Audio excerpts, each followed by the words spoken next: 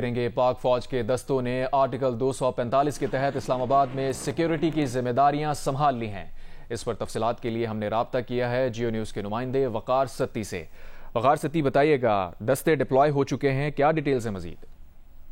جی بالکل حافظ صاحب، یہاں پر آرٹیکل 245 کے تحت وفاقی حکومت نے فوج طلب کی تھی ایس سی او کانفرنس کی وہ سیکیورٹی کے لیے، اور اس وقت جو ہے جب ہم بات کر رہے ہیں اس وقت تمام ریڈ زون جو ہے وہ پاک فوج کے دستوں کے حوالے ہو چکا ہے۔ یہاں پر فوج باقاعدہ طور پر آ چکی ہے، آپ جیسا کہ سکرین کے اوپر وہ دیکھ رہے ہیں، اور یہ 17 اکتوبر تک جب تک یہ کانفرنس ختم نہیں ہوتی اس وقت تک یہاں پر رہے گی، اور تمام جو سیکیورٹی کی ذمہ داریاں ہیں یہ ساری ان دستوں کے وہ ذمہ ہوں گی۔ اور اس وقت جب ہم آپ سے بات وہ کر رہے ہیں اسلام آباد میں بالکل امن ہے، یہاں پہ وہ جو ادارے قانون نافذ کرنے والے ادارے جو ہے وہ الرٹ کھڑے ہیں، کسی قسم کا کوئی احتجاج وہ نہیں ہو رہا ہے، جبکہ انر کارڈن جو ہے وہ ریڈ زون کا وہ مکمل طور پر فوج کے حوالے کر دیا گیا ہے۔ پاک فوج کے دستوں نے آرٹیکل 245 کے تحت اسلام آباد میں سیکیورٹی کی ذمہ داریاں سنبھال لی ہیں۔ اپڈیٹ کر رہے تھے وقار ستی، بہت شکریہ آپ کا۔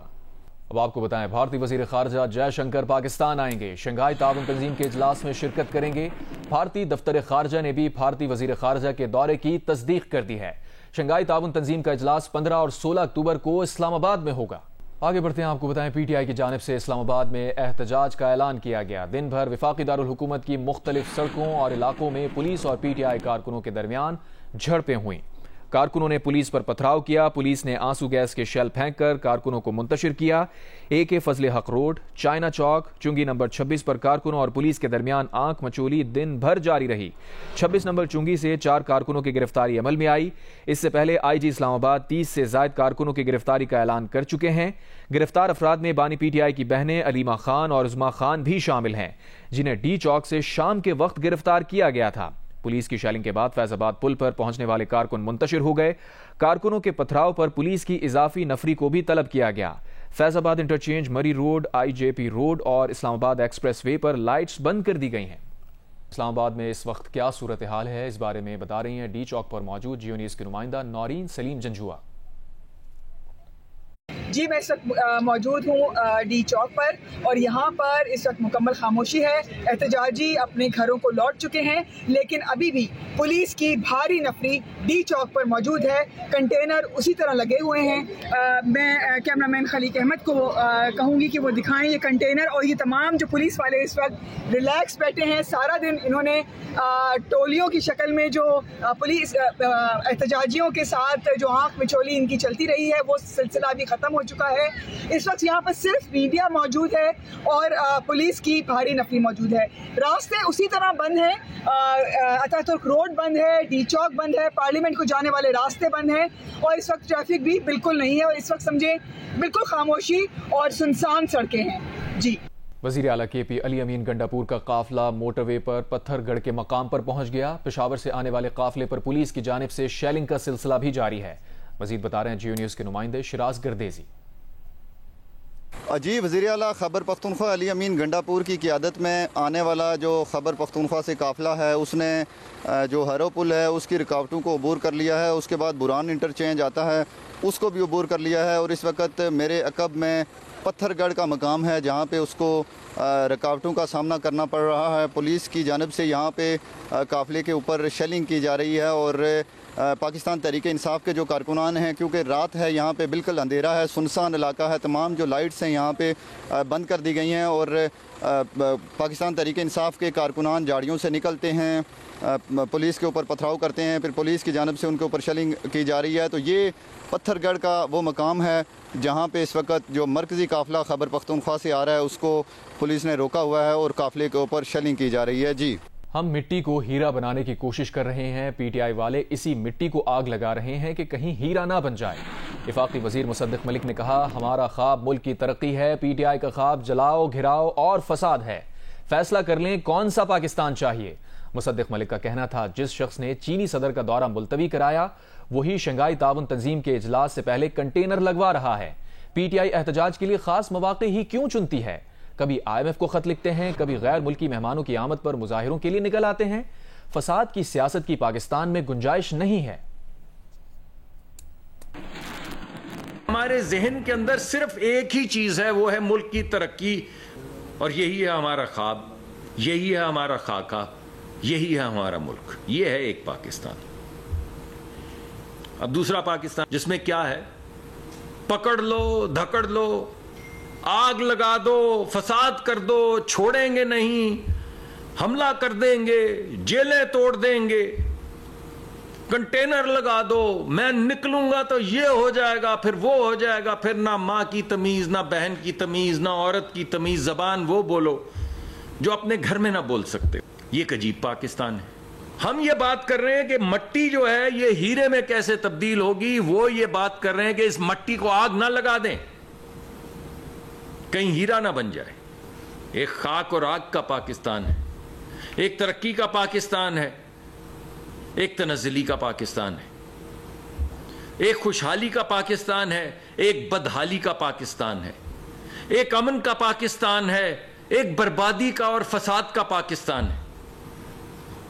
تو کون سا پاکستان آپ چوز کرنا چاہتے ہیں؟ خیبر پختونخوا کے مشیر اطلاعات بیرسٹر سیف کی بھارتی وزیر خارجہ جے شنکر کو پی ٹی آئی کے ڈی چوک کے احتجاج میں شرکت اور کارکنوں سے خطاب کی دعوت.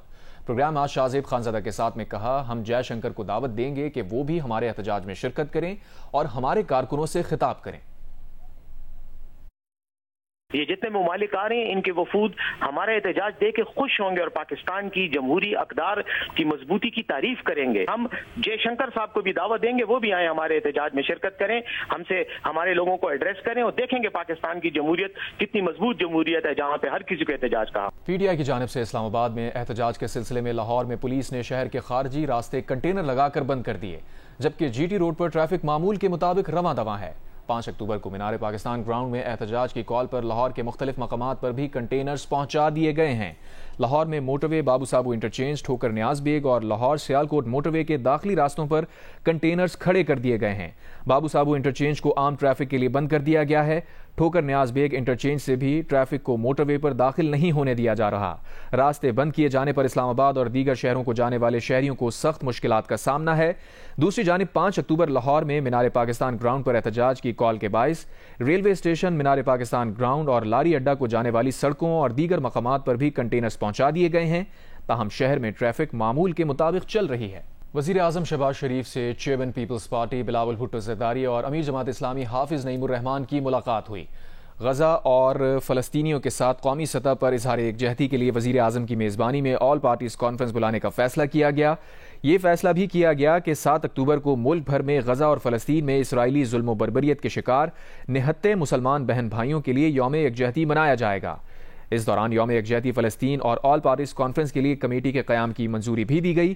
کمیٹی میں نائب وزیر اعظم اور وزیر خارجہ اسحاق ڈار، شہری رحمان، خواجہ سعد رفیق اور نیر بخاری شامل ہوں گے. ملاقات میں اتفاق کیا گیا کہ 7 اکتوبر کو پاکستان بھر میں فلسطینی بہن بھائیوں کے ساتھ یکجہتی اور ان پر جاری اسرائیلی ظلم و ستم کے خلاف آواز اٹھانے کے لیے اجتماعات اور سیمینارز منعقد کیے جائیں گے. بلاول بھٹو زرداری نے غزہ میں جاری ظلم و ستم کے حوالے سے یوم یکجہتی کی بھرپور حمایت کی. ملاقات میں جماعت اسلامی کے غزہ اور فلسطین میں جاری نہتے مسلمان بہن بھائیوں کے حق میں یکجہتی کے موقف کی تعریف کی. بلاول بھٹو کا صدر مملکت اور وزیر اعظم کا فلسطین کے حوالے سے آل پارٹیز کانفرنس کی میزبانی کے فیصلے کا خیر مقدم. کہا، پوری قوم کو سامراجی صہیونی ایجنڈے کے خلاف ایک آواز میں بولنا چاہیے.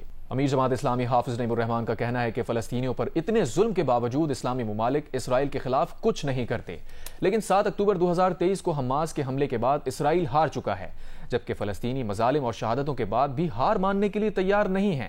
فیصل آباد میں جلسے سے خطاب میں کہا، پاکستان میں اقتدار کا میوزیکل چیئر گیم جاری ہے. زمیندار اور جاگیردار حکومتوں میں بیٹھ کر فیصلہ کرتے ہیں، لیکن عام آدمی کو کچھ نہیں ملتا. مفاد پرست حکمران طبقہ ہے جو ہمارے سروں پر مسلط ہے، اور یہ نیشنل قومی اسٹیبلشمنٹ کے ساتھ مل کر ہم پر حکومت کرتا ہے، اور یہ سارے مل کر اپنے بین الاقوامی آقاؤں کی غلامی کرتے ہیں، انٹرنیشنل اسٹیبلشمنٹ کے اعلی کار بن کر کام کرتے ہیں. تو یہ جمع جمایا نظام ہے اور 25 کروڑ عوام ہیں. تو کیا یہ نظام ان لوگوں کے ہاتھ میں رہنے دیں؟ فلسطین کا مسئلہ اور کشمیر کا مسئلہ ایسا ہی مسئلہ ہے.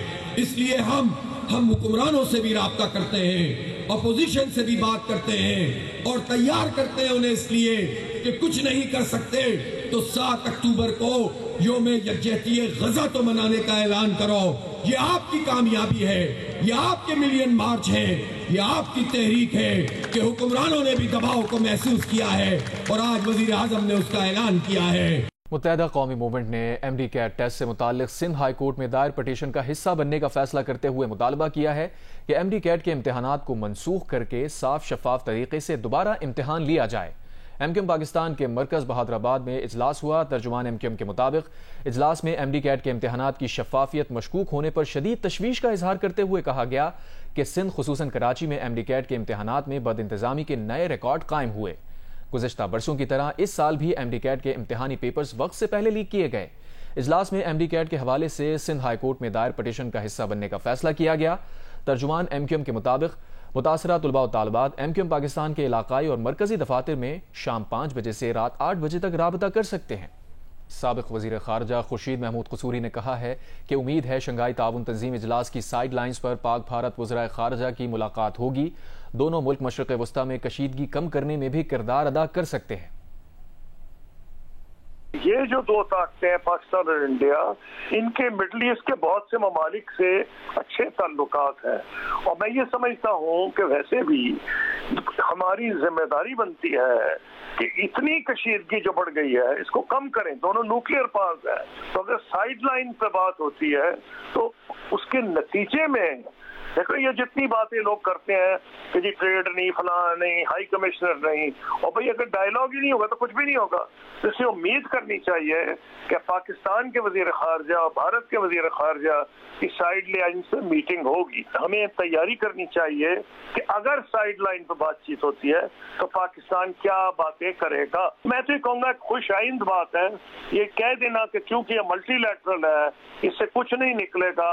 میں تو نہیں سمجھتا کہ یہ رائے 100% ٹھیک ہے۔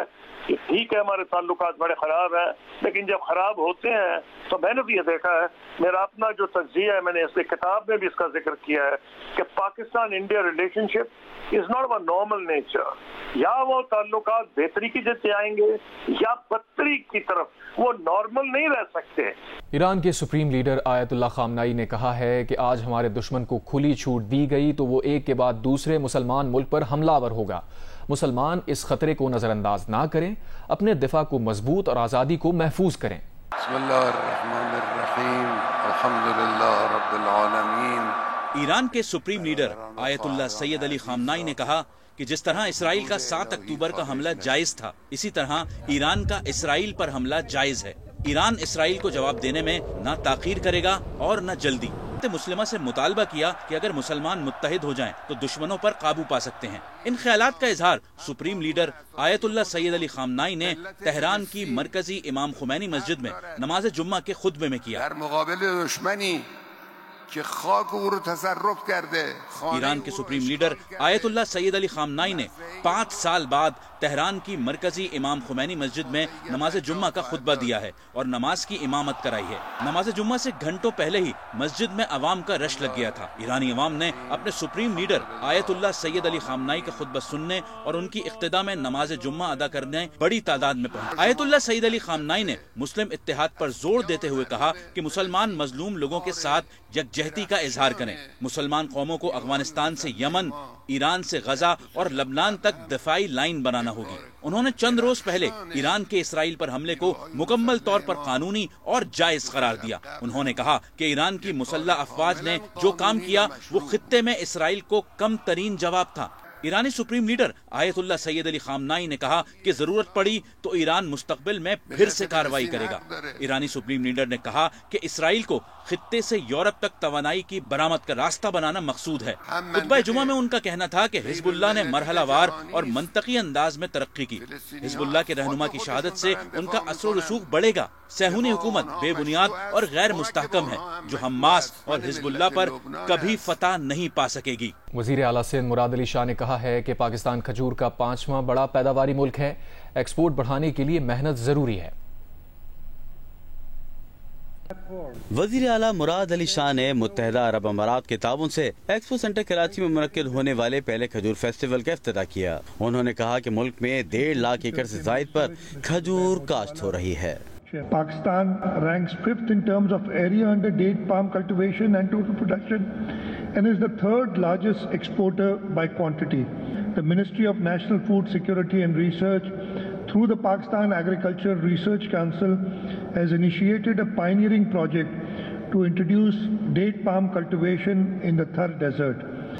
اس موقع پر گورنر سندھ نے کہا کہ کمزور ملک نہ تجارت میں حصہ لے سکتا ہے نہ سفارت میں. انہوں نے کہا کہ اگر کھجور کے درخت کی بیماریوں، پیکیجنگ اور دیگر وجوہات پر دھیان دیں تو ایکسپورٹ بڑھے گی. Food security minister Rana Tanveer نے بتایا کہ ہماری کھجوروں کو اچھی مارکیٹنگ کی ضرورت ہے. یو اے ای سفیر حمد عبید الزابی نے بھی ایکسپورٹ بڑھانے پر زور دیا. You a E council general نے کہا کہ پاکستانی بندرگاہوں سے کھجور ایکسپورٹ بڑھانے کے لیے یو اے ای تعاون کرے گا. یہ بلینز آف ڈالرز پاکستان کما سکتا ہے.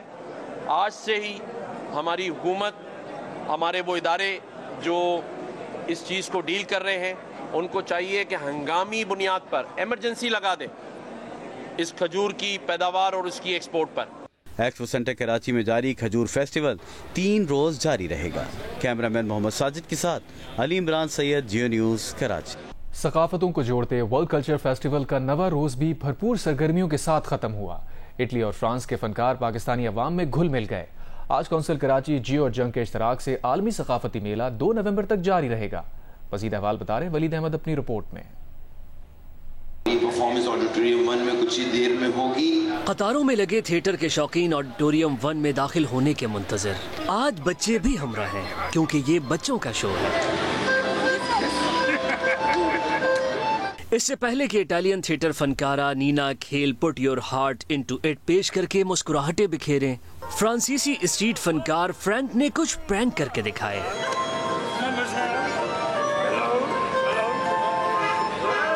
فرینک کو پاکستانی ثقافت کی جھلکیاں بھا گئی ہیں. I feel safe here and the people in Karachi, I mean Pakistan people, are very friendly, very nice, very helpful, polite. ہاتھوں میں ٹکٹ تھامے لوگوں نے عالمی ثقافتی میلے کو تازہ ہوا کا جھونکا قرار دیا. آج آئے ہم دیکھنے کے لیے، اسپیشلی بچوں کو، کیونکہ ان کا انٹرسٹ تھا کہ پپٹ شو آ کے دیکھیں. بہت اچھا ہے، بچوں کے لیے یہ ایسے انیشیٹیوز ہونے چاہیے. انٹرنیشنل آرٹسٹ آج اٹلی کے پرفارمر آئے ہیں پپٹ شو کے لیے، تو ریئلی ایکسائٹیڈ کہ ہمارے شہر میں بھی اس طرح کی کوئی ایکٹیویٹی ہو رہی ہے. پھر نینا نے اپنے ہاتھوں اور قدموں کا ہنر دکھایا. انگلیاں گھمائیں تو ایسا لگا جیسے نئی تخلیق سامنے آئی ہے. اطالوی تھیٹر آرٹسٹ کی دلچسپ پرفارمنس نے بچوں کی تفریح کا خوب سامان کیا.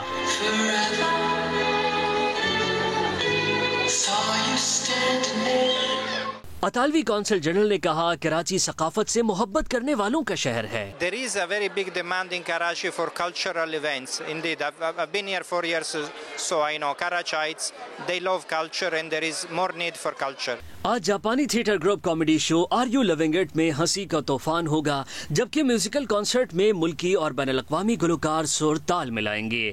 کیمرامین شیر ضمیر کے ساتھ ولید احمد، جیو نیوز، کراچی. جیو سپورٹس میں آپ کو بتائیں انگلش کرکٹ ٹیم نے پاکستان کے خلاف ٹیسٹ سیریز کی تیاری شروع کر دی ہے. مہمان ٹیم نے ملتان کرکٹ اسٹیڈیم میں پہلا ٹریننگ سیشن کیا. پاکستان کے خلاف 3 ٹیسٹ میچوں کی سیریز کے لیے انگلینڈ ٹیم 2 اکتوبر کو پاکستان پہنچی. 2 دن آرام کے بعد مہمان ٹیم نے جمعے کی صبح 3 گھنٹے کا بھرپور ٹریننگ سیشن کیا، جبکہ پاکستان ٹیم نے آرام کیا. پریکٹس کے بعد پریس کانفرنس میں انگلینڈ کرکٹ ٹیم کے اوپنر زیک کرولی نے کہا کہ پاکستان اچھی ٹیم ہے. ملتان کی وکٹ دیکھ کر لگ رہا ہے کہ وہ بالرز کے لیے بھی سازگار ہوگی. امید ہے اچھا مقابلہ ہوگا.